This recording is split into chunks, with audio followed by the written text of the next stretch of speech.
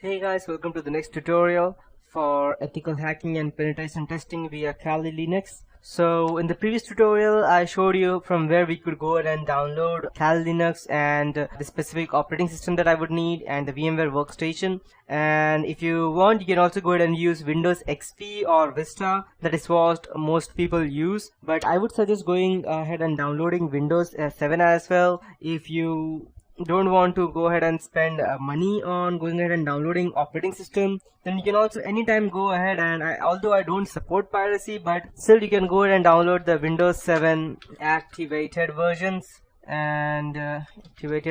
on torrent, and you can go ahead and download them. You'll see a lot of these things, and I specifically state that I don't support piracy, but still, just in case, I too believe that all software should be free, so that's the reason I'm telling you that you can go ahead and download this. But this is just for your home purpose that I would be suggesting you to download. So once you have the Windows 7 version, and you might be wondering that why I am not asking you to go ahead and download the Windows 8. The reason being that Windows 8 and 8.1, though I am using it in my computer, it has a hell lot of bugs, trust me guys. And if you go and download that, then leave hacking behind. You just have to go ahead and go ahead and configure your operating system, that's Windows 8 or 8.1, to go ahead and solve its bug. You will just be sitting to solve this bug rather than going ahead and learning them, because that's what Windows 8.1 will do. So unless you know what you're doing, Windows 8, I won't suggest that, because it has a lot of bugs in its updates. So you need to be very careful when you are going ahead and downloading the updates for that.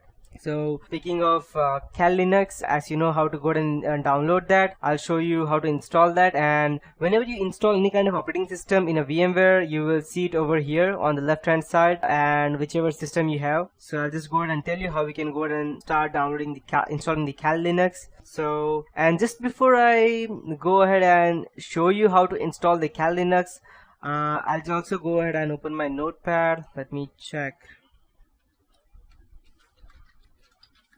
Okay, so there are a few different ways as to how we can go ahead and install the Kali Linux. The first and the most important way would be, I'll just go ahead and note it down, would be through VMware. And the second would be on a physical operating system, which would be the same, it would almost be the same as VMware.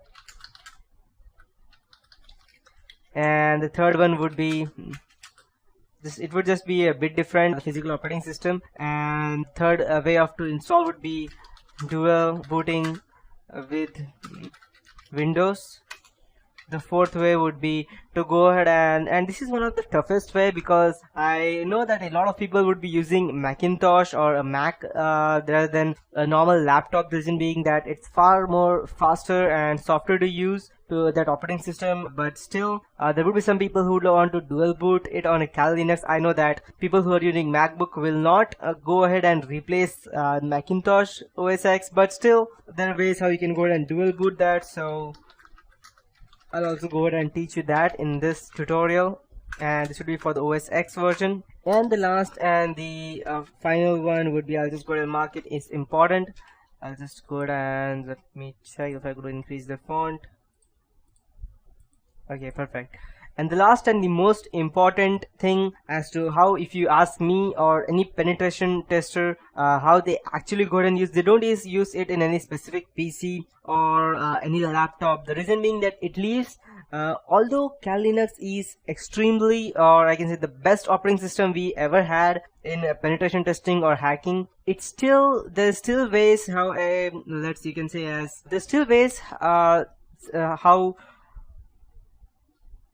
a forensic investigator can go ahead and trace it back to you. That is the reason most people don't go ahead and install it physically, either VMware or any other thing.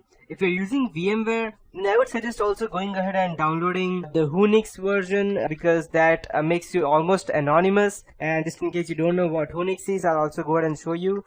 It is an operating system which goes ahead and makes you anonymous when going ahead and, let's say, downloading something or browsing something, but still it depends upon how you go ahead and browse the internet, or someone can still trace it back to you if you're not smart enough. So, and I won't be teaching you how to install Whonix. It was just an example of that. So, but why go through all of this trouble when you can simply keep your physical operating system, Windows or Mac, the way you want it, and without interrupting anything, no VMware or spending money, no physical operating system, no dual booting, anything, there's still a way how we can go ahead and use Kali Linux, and that is called as Live USB or Live Kali. That's what it is known as. And inside that we have again two different methods. That would be normal installation, or the second one would be the persistent way. And I would suggest going through the persistent way. The reason being that I won't tell it to you right now, but when I would be going ahead and teaching it to you, I will show you. And so coming back to the VMware, I'll just go ahead and show you how we can go ahead and install that. You just need to go ahead and click on the create new virtual machine, and we will be using the custom because we need to know exactly what we are doing next. It's a VMware Workstation 9, perfect. So these are the limitations for this VMware Workstation 9. 64 GB memory, 8 processor limit, and 10 network adapter limit, and 2 TB hard disk size.